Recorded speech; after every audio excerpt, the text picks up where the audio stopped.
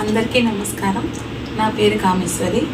నేను 1-2 తరగతులకు తెలుగు ఉపాధ్యాయురాలుగా పనిచేస్తున్నాను.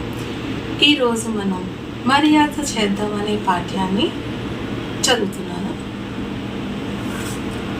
పూర్వం కళింగ రాజ్యంలో పరమానందయ్య అనే పండితుడు ఉండేవాడు.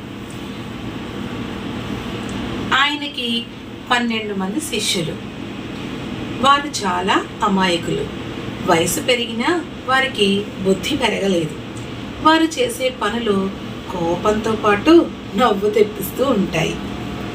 ఒకరోజు పరమానందయ్య గారు భార్యతో కలిసి గుడికి వెళ్ళారు. అదే సమయంలో పొరుగురు నుండి పేరయ్య అనే పండితుడు వచ్చాడు. వస్తూనే, "ఓయ్ పరమానందం, రే పరమా" అంటూ కేకలు వేశాడు. ఆ కేకలు విన్న శిష్యులకు విపరీతమైన కోపం వచ్చింది. తమ గురువు గారిని "ఓయ్ ఓరే" అంటాడా అనుకున్నారు. అంతే, ఆయన్ని ఇంట్లో స్తంభానికి కట్టేశారు.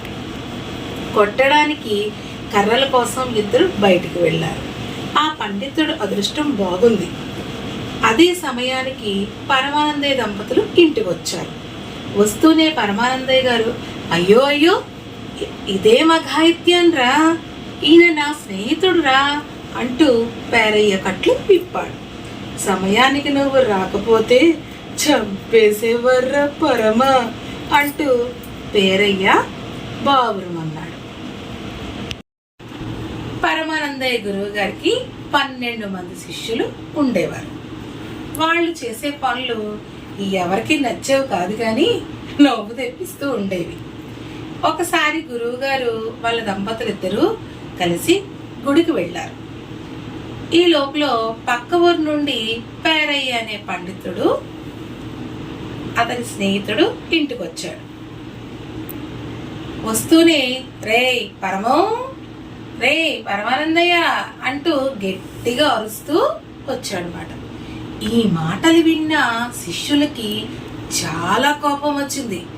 "మా గురువు గారినే ఓయ్ ఊరే అని అంటున్నాడు ఎవరు ఇతను" అని చెప్పి అతన్ని పట్టుకుని ఇంట్లో ఉన్న స్తంభాన్ని కట్టేశారు. ఈ లోపలోని ఇద్దరు కర్రలు కొడతీయడానికి వచ్చారు. అదే సమయానికి గురువు గారు రావడంతో ఆయన బతికిపోయాడు.